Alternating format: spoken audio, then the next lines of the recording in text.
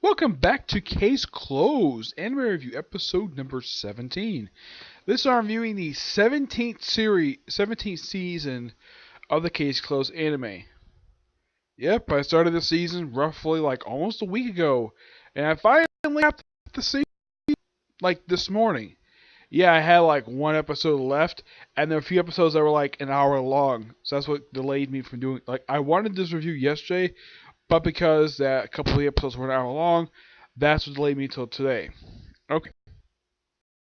This season is adapted from chapters 585 to 590, 595 to 624, 628 to 634, 630 640, and 646 654. Yep. Now, this season is roughly 33 episodes. Now, on the Wiki site for Case Closed, they list this season as roughly about 30, I'd say about 37 episodes, but I'm going by the Wikipedia site when it comes to this particular season. Now, here's the unique thing when it comes to this particular season. This season starts out with a 14-part arc. Yes, it is by far the first and only time in the entire series that this is going to happen. Also, this is part of the string of 22 straight canon episodes. Yep, before 512 finally breaks it. Also, this season is noteworthy for having the shortest amount of filler episodes, at 4. Yes, 4! Yeah, the only filler episodes are 512 and 518 to 520. Excuse me. The first two episodes kind of sets up the arc itself. I should point out though that after this arc is wrapped up, now I'll get this in a minute. Basically, it does affect a couple factors of the series after this particular arc is over with. This arc is noteworthy for introduction to the character and Andre Carmel, a long-time recurring FBI agent, basically comes into the series. He does appear now and again after this particular arc, but he doesn't really appear like that much. I mean, a lot of the characters from the FBI get reduced like afterwards, but I'll get to that in just a minute. The first couple episodes, actually the first 3, deal with, well, the fact that the character Isuke is looking for his sister. Now, this is something it never really explains, like, oh, he just randomly looking for his sister, okay. And his sister just happened to look like the announcer who was put in the hospital at the end of season 15. Yep. And then by the next episode, we see the return of Jody Starling and the FBI for the first time in 30 episodes. Where the heck they've been? Watching over this announcer woman who's still in a freaking coma, even though she wakes up during this arc. And they said, though, that well, even though she physically looks like it, they do confirm a little bit later on in the arc that this woman really is his sister. And I'm not sure exactly how. I mean, she looks like she's probably in her mid-20s, I'd say. And he's supposed to be about 17. So, yeah, it's kind of believable that she's probably his sister. Yep. And then pretty much like after this arc, after the first portion of this arc is pretty much wrapped up, and then they go like looking for info on Isuke's father, which, well, does lead to a couple different things. Yeah, basically this whole arc is basically developing him. Eventually, the Black Organization comes in, they try to go after her, and they actually do successfully cover her pretty easily. After she sort of breaks out of the hospital. And of course, there was a strategy developed by Conan, aka Jimmy, and Aki, the FBI agent who has been basically has a humongous vendetta against the Black Organization for killing his girlfriend. And he's considered to be their arch nemesis. Oh, and by the way, at the end of the story arc, he apparently gets killed off. Yep, and because of his apparent death, the FBI and the Black Organization virtually disappear from the series at this point. They do appear now and again. I mean, after this arc, the Black Organization disappears for over 200 chapters in the manga. Yeah, they appear to actually just as like, I think around 830. Yeah, they're gone for a long-ass period of time. In the case of Jody Starling, she does appear now and again. But from this point forward, for a little while, for the next, like, in the manga, for about a few years, The FBI get basically very reduced. They pop up now and again. They don't really do much of anything at this point. Yeah, I mean, Taylor could say their boss, James Black. He appears roughly 2 more cases after this, and that's it. Yeah, that's something quite weird about this arc. It's like this is probably a high point for the series, and they just want to take a break from this Black organization stuff and just go do focus on other things. Yep. After this arc pretty much wraps up with episode 504, we have sort of a two-parter involving Rachel's mother, Erie, where involving like a testimony. Well, it's called Laura Kuski's testimony, all involving a barber killing her ex-boyfriend over the fact that he had broken up with her just so he can hang out, just so he can engage with an actress.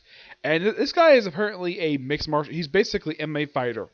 Yeah, and she kills him by slitting his throat with a pair of scissors. Okay. Yep. It's particularly a very odd case, but it's got an interesting ending to it, and it was quite obvious from the start this one was going to murder this guy. Yeah, this guy himself was never depicted as a jerk. It was very simple.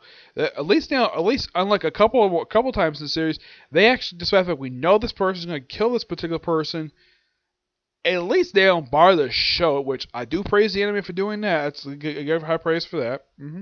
Yep. And then pretty much after that, we have sort of a two-parter, which simply wraps the character Isuke, where he just decides to get involved in a murder case, all involving karaoke, and involving this old guy who's been following them. Yeah, apparently he's been stalking Serena for some reason. He'll specifically say why.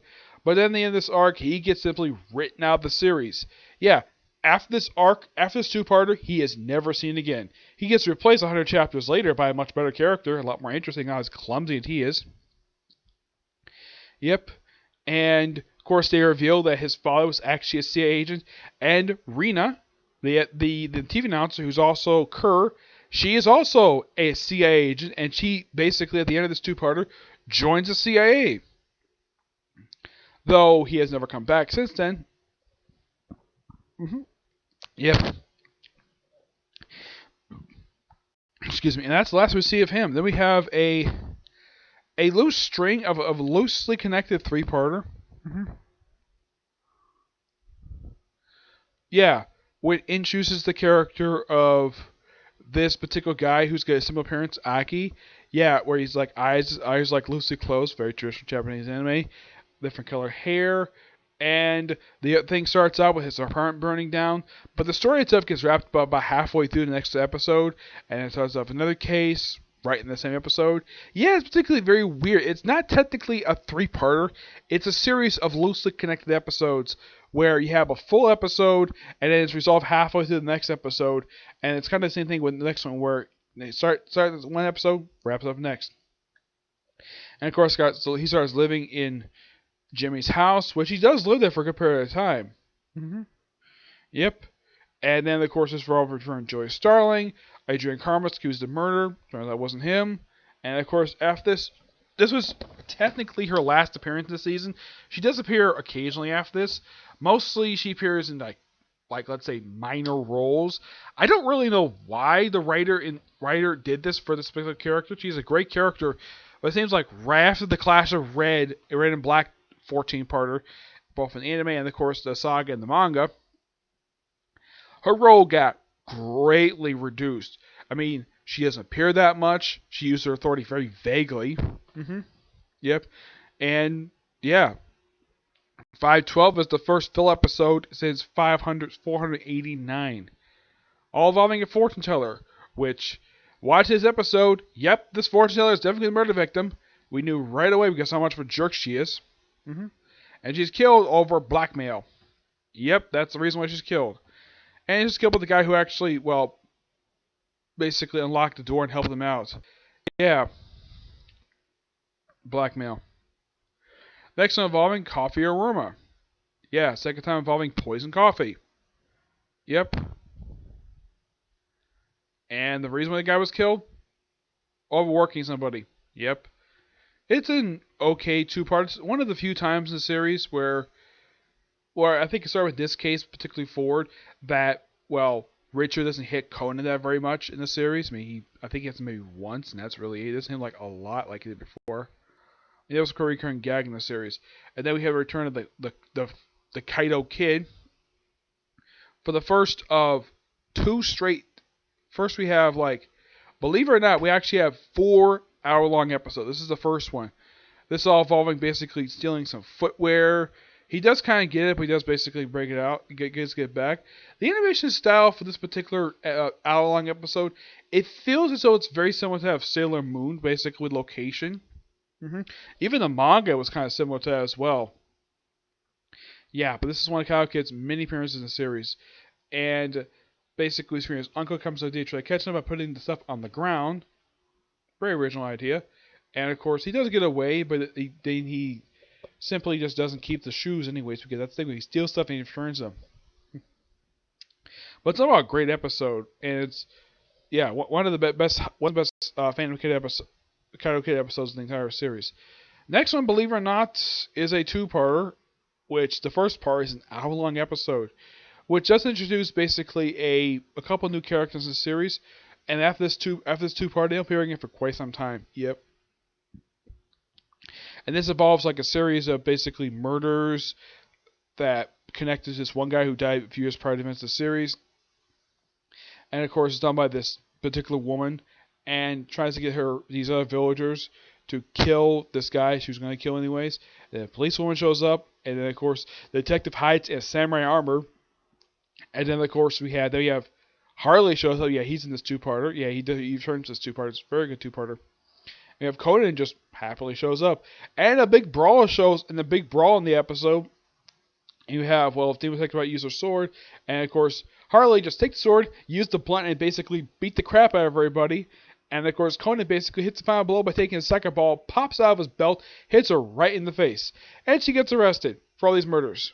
Yep, but it was a great little thing, and basically a good history moment for this particular thing, particular two-parter. And then we have a two-parter, basically filler. Yeah. All to do with Meiji Restoration. Yeah, no really murder case per se here, but it's like this woman's basically involved. Like it's a good puzzle two-parter, and a good history moment it's a good educational two-parter, but not much to tell about this particular two-parter. Yeah, not much to tell about it. Indictment by Red Wine. This I thought was really interesting. Of course, it revealed this is actually the first time a character who was a rival for Takagi for Saito's affections, though he basically is in a relationship with somebody else later on. Yeah. And really, he's actually a wine connoisseur. And this all involves Conan witnessing murder, but he doesn't specifically tell anybody because he knows if he says anybody without any evidence, he gets basically accused of being a liar. So he basically snoops around, looks for evidence. He does find evidence, and bam, finds out pretty easily that he sees this guy trying to kill. Like he thinks he kills the particular guy, but nope, he does survive, and he gets arrested for attempted murder. Yep. All because he basically was chastising him. And the last few episodes, well, it's another transformation of Conan to Jimmy. Yep, this one was done by complete accident, like the last few times, where, this wasn't pre-planned. He's got a cold, investigate case to happen 1 year prior to the series, and this whole town hates him because they think he made wrong deduction, even though he actually made the correct deduction. Yeah, and it's basically the first two episodes, this 3-part arc for the season, are actually hour-long episodes. Yeah, and of course, because Conan turns into Jimmy, yeah, so he puts on this outfit which basically, well, protects him, and this is another guy who has the same face as him, and he's accused of murder, though eventually is cleared of it, and actually his attempted murder, the reporter survives, and it's presumed he does forgive her, and because he's minor, nothing really much here for that. And of course, this leads into the next case involving a murder in the middle of a highway. Yep. Involving a street racer who gets killed by a fishing wire that's tied to his shirt and his window. Yep. And it turns out it was actually the woman who basically was there first. She was the one who killed him. All over this other guy who she'd been seeing. And it was suggested that he basically was involved with the guy's death because he challenged the race in the middle of a rainstorm. Mm-hmm. Yeah. Of course, at the end of the previous episode, Jimmy was coming back to Conan, but thanks to a pill, he basically was able to being Jimmy for about 4 hours. And of course, eventually he did turn back to Jimmy did turn back to Conan, but not while Rachel was holding on to him, really, because he really wanted to tell him something. And of course, she gets knocked out. Of course, you don't see in the episode it's later revealed that Anita knocked her out. Yeah, and the whole point of the drug, that was actually something that was supposed to be sort of a possible permanent cure for him, but it only lasted roughly 24 hours. Mm-hmm. Yep. Trying to think though. Yeah, this does end with her basically being knocked out. Well, at least, it does lead into a cliffhanger. Now I'm thinking that I thought this would be wrap up here, but no, this actually wrap up in the cold opening of the first episode of the following season, where it's revealed that Anita knocked her out, and of course that's wrapped up there, and of course it leads to the current case I'm watching right now. Yeah. Interesting season. Yep. Yeah, I do recommend it, basically, when it comes to a particular series. I know I'm kind of rushing it because I'm kind of tired. I'm basically got a headache right now, and I don't want to basically drag this particular video out for too long. Even though, yes, I do have one more video planned for it today, but I don't know if I'll be able to get to it or not because of how I'm feeling right now. But, yeah, so that's it for this particular review. If I get a chance to, I may get a chance to do it today. If not today, probably tomorrow, okay? But do see you next review. Bye.